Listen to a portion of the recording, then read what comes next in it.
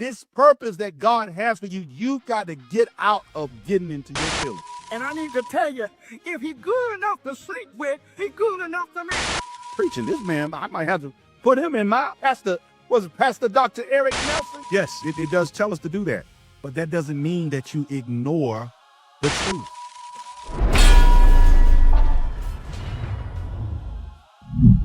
Now I want to talk to about 5 or 6 of y'all silly women in here. And I need to tell you, if he's good enough to sleep with, he's good enough to marry. Lord have mercy. Lord have mercy. He called y'all silly women. Who's the silly women? All the women that's sleeping with these folks, and you feel like they're good enough to sleep with, but they're not good enough to marry. That's delusion. That your mind, your thinking ain't right. You're not seeing the truth. The forest for the tree. What?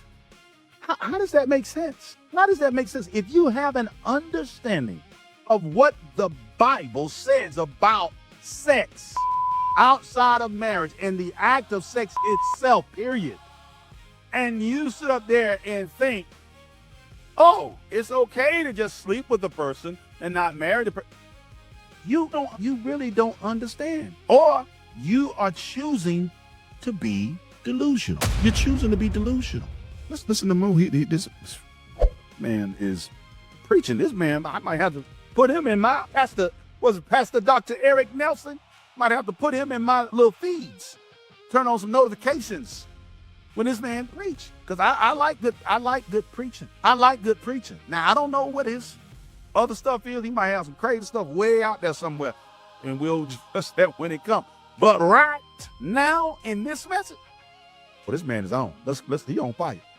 Called the silly one. And I wanna make a reference to you. There's another place, and y'all might say, well, how you gonna call me silly? He can't call me silly. That's not godly. Well, no, you be wrong. You be wrong. Let me show you. I think it's in 2 Timothy 3. I think. Let's see. 2 Timothy 3, I think it is. That it talks to some folks about the silly women. The Bible calls them silly women. You know, it ain't just him. Okay? Because some of y'all get so caught up with what is it? Well, he shouldn't have said it that way, and she shouldn't have said it that way, or you know what I'm saying? You need to do it in a different way. Well, the truth is the truth.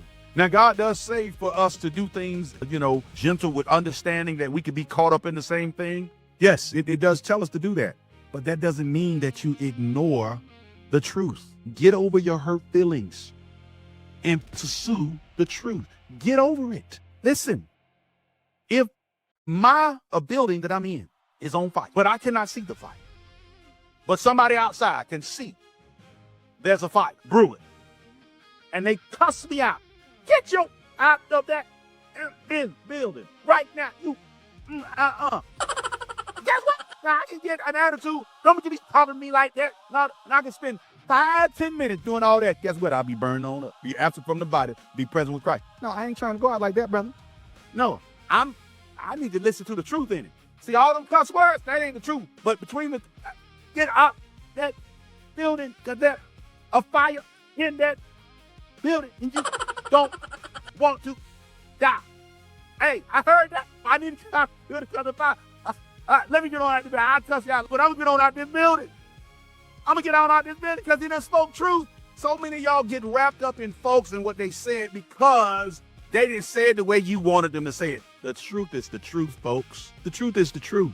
Stop getting in your attitude. That's what the fruit of the Spirit for, so that you can have love, joy, peace, meekness, goodness, gentleness, long-suffering, temperance, patience, faithfulness, kindness, self-control. You need to have self-control if you're going to live this life and live this abundant, blessed life that God has for you. This purpose that God has for you, you've got to get out of getting into your feelings. That's your feelings, man.